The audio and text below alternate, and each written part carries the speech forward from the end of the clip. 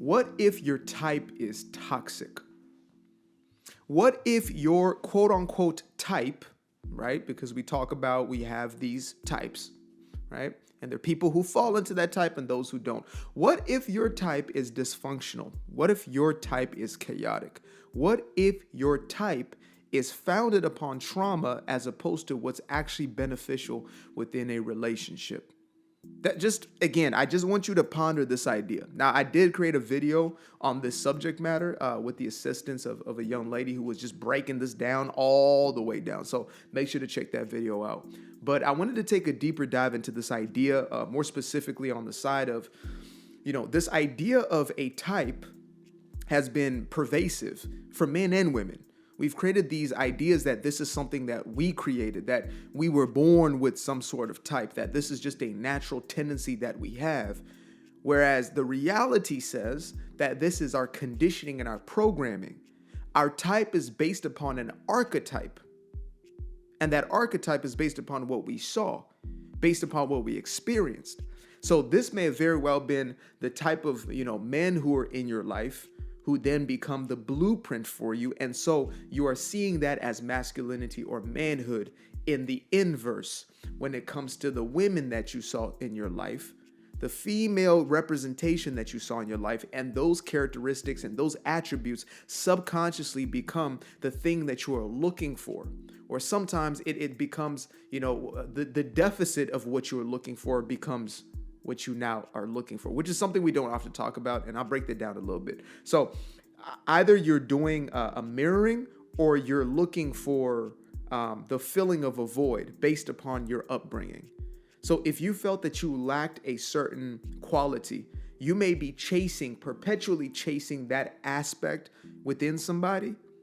And then on the other side, you may just be looking to match what you saw, right? Both of those can exist at the same time. I've known people who, let's say, grew up in a household where they weren't heard very much, like they were ignored and there wasn't that communicative resonance in the household. And so they're always looking to find somebody who will just hear them. And they're always looking to find, over communicators in a lot of cases, right? I'm a clear example of that.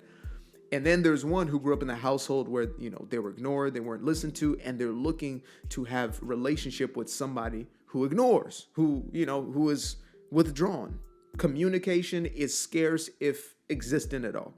Okay? So I want to set that foundation to say, when we're talking about this type or this archetype, we're really talking about a subset of characteristics that we saw at the earliest stages in life that we now project outwardly into the relationship dynamics. And what's more important than the physical, because it's not always a physical match, it's about the energetic or the emotional match. So it may have been anxiety that was the resonance in that household. Anxiety was the emotion that was most experienced in relationship to relationships. And so what you seek out, the thing that feels the most familiar to you, is anxiety. If there was chaos and dysfunction in the household, there was uncertainty in that household, you will find yourself attracting and entertaining and engaging relationships where there is that same ambiguity that exists, where you never know where you truly stand, where there's always shaky ground. And you may even decipher that as excitement.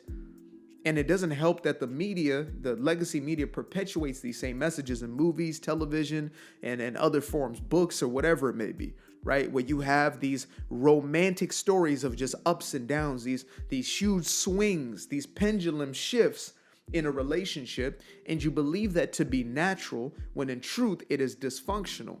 In truth, it doesn't make for a cohesive, healthy relationship. It makes for an emotionally unstable relationship, but yet this is your type. And so you find yourself polarized to the things that are actually good for you, and you find yourself attracted to the things that are no good for you. And you believe it to simply be your type. I just am attracted to this and this, like this idea of the quote unquote bad boy, or to put it in a more tangible way is, let's say, a dope dealer, right? A dope boy, or a rapper who, puts on the facade or the front of a dope boy, who is a street dude in some way. When, let's say, you believe this to be your type, what you're saying is not that, I'm in love with somebody who, sells narcotics for a living. What you're saying is, what I am attracted to is the dysfunctional quality, the paranoid quality, right? The fear-based consciousness, because most dope boys, and I know this from my own personal history, statute of limitation, this is past 5-10 years, so, can't get me for something that's already happened. When I was in that lifestyle, when I was, the street pharmacist, in essence, I was always on paranoia. I was always looking behind my shoulder. I was always feeling like I was being watched, feeling like I was being followed, feeling like the police or somebody who knew what I had on me. And in some cases, it was that, right? So I was always on the lookout. And that was a toxic negative energy. That was a paranoid spirit that was under. So when you're somebody who is attracted to that energy, what you're really saying is that I am attracted to the dysfunction, the uncertainty. A D-boy might end up, in jail one day or in a box under the ground, like some of my homeboys did. And if that's something you're attracted to, it's because you're attracted to that dysfunction. Right? Maybe you grew up in a household where there was uncertainty. You didn't know when dad was going to be around, if at all. Or maybe something happened to him where he ended up in one of those two places.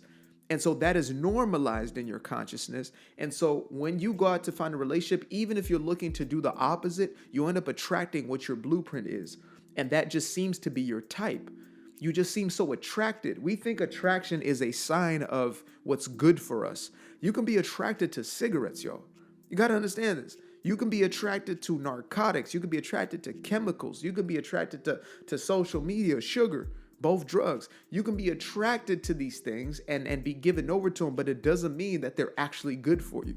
It just means that you have a tendency, a proclivity towards them, which could be based upon, and is oftentimes, more often than not, it's based upon some sort of internal deficit, some sort of internal belief system or the blueprint that you hold for yourself. What you believe that you're deserving of is going to manifest itself in your relationship dynamics every time, until you start to work on those aspects and to shift those belief systems.